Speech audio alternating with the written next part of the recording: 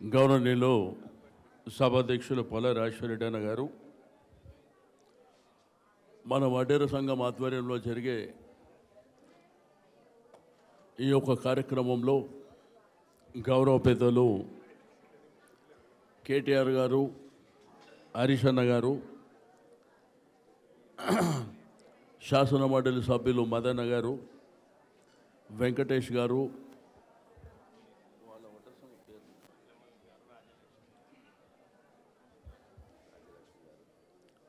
రాజలక్ష్మి గారు, ఐలమల్లు గారు, వెంకటేష్ గారు, బ్రహ్మం గారికి, వడ్డర సంఘం అక్క చెల్లెళ్లకు, అన్నదమ్ములకు అందరికీ నమస్కారాలు.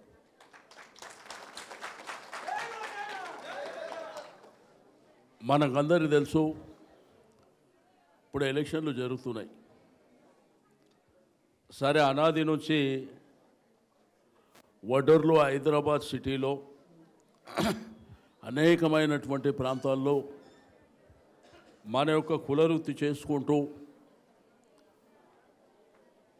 మనము మన యొక్క జీవనం, మన పిల్లలు, మన కుటుంబం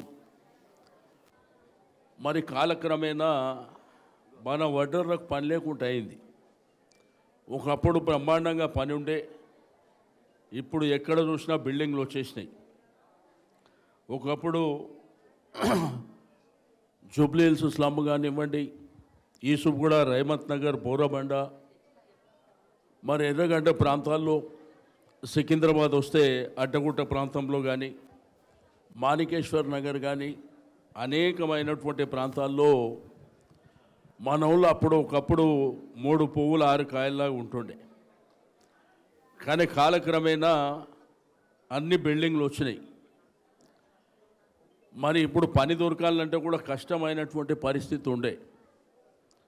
కానీ కేసీఆర్ గారు ముఖ్యమంత్రి అయిన తర్వాత మనకు ఒక గౌరవం, మర్యాద, మనకు కావలసినటువంటి హక్కులని ఇంతకుముందే రాజలక్ష్మి గారు మాట్లాడేటప్పుడు నేను చూసిన, మనకు కావలసినటువంటి పనిముట్ల విషయంలో కానీ, లేకపోతే ఆమె ఢిల్లీకి పోయి వచ్చినప్పుడు ఆ కమిటీలో, ఆ కమిషన్లో మెంబర్ అయినప్పుడు ఆమె కూడా మరి మా పనిముట్లు కావాలంటే ఒక 30 లక్షల రూపాయలు కావాలి, ఆ తర్వాత పెరుగుతున్నటువంటి రేట్లకు అనుగుణంగా 50 లక్షలు కావాలి, ఆ తర్వాత 1 కోటి రూపాయలు కావాలనేటువంటి అంశాలు చెప్పడం జరిగింది. ఆ రోజు జోగు రామన్న గారు మంత్రిగా ఉన్నప్పుడు ఈ కార్యక్రమాన్ని చేపట్టడం జరిగింది.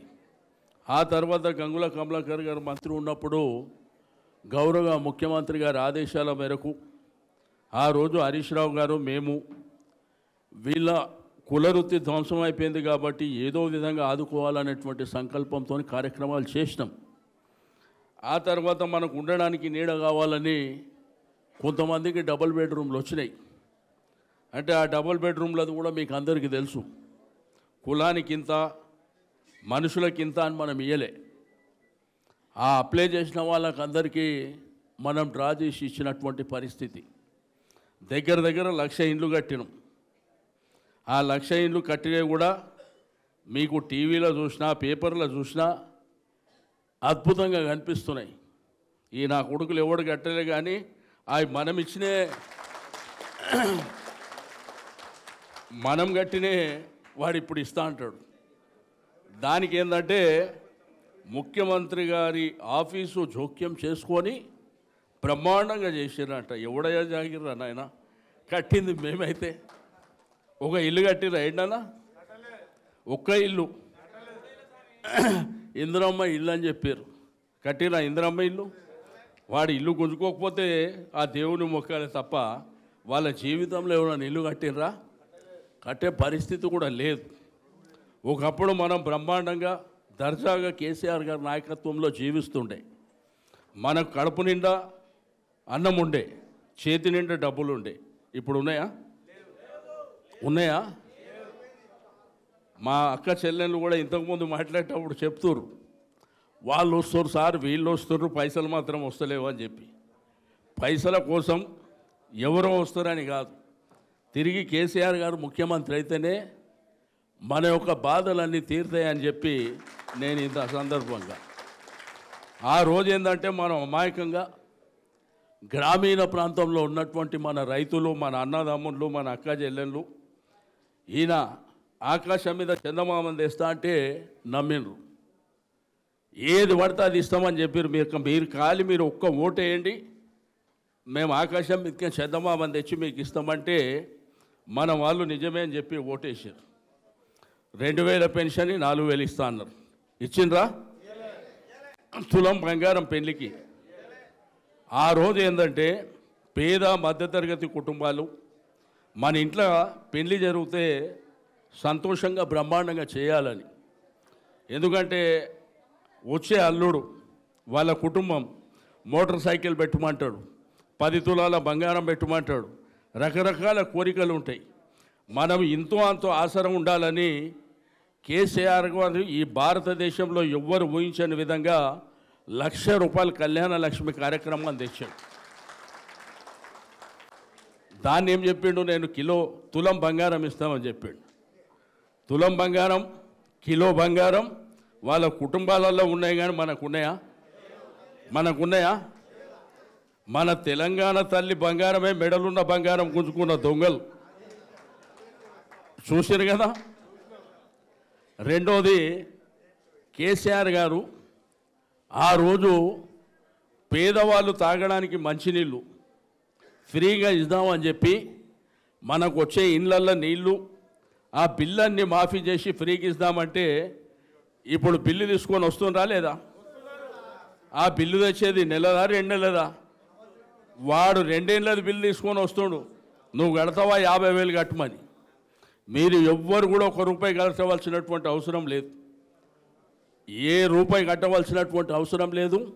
ఎవరన్నా బలవంతంగా దౌర్జన్యం చేస్తే మేము ఉన్నాం, మీరు భయపడవలసినటువంటి అవసరం లేదు. మళ్ళీ మన ప్రభుత్వం వచ్చిన తర్వాత వాళ్ళ దగ్గర వసూలు చేస్తాం, కానీ మీ దగ్గర మాత్రం కాదని చెప్పి నేను ఈ సందర్భంగా తెలియజేస్తూ ఉన్నాను. కాబట్టి ఒకటి ఏంటంటే కేసీఆర్ గారు మనని ఆత్మగౌరవంతో బతుకుమని చెప్పాడు.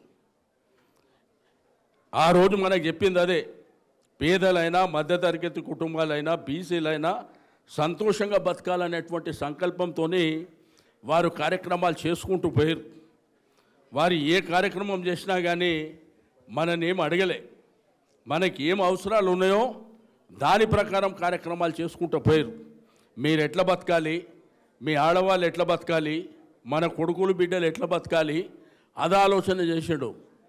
కానీ వీళ్ళేమో ఏడో దొరికితే ఆడ దోచుకుందామనే కార్యక్రమంలో ఉన్నారు. మీరు చూస్తున్నారు కదా, ఎక్కడ చూసినా దొంగలు ఊర్లు పంచుకుంటున్నట్టు ఇలా కార్యక్రమాలు ఉన్నాయి.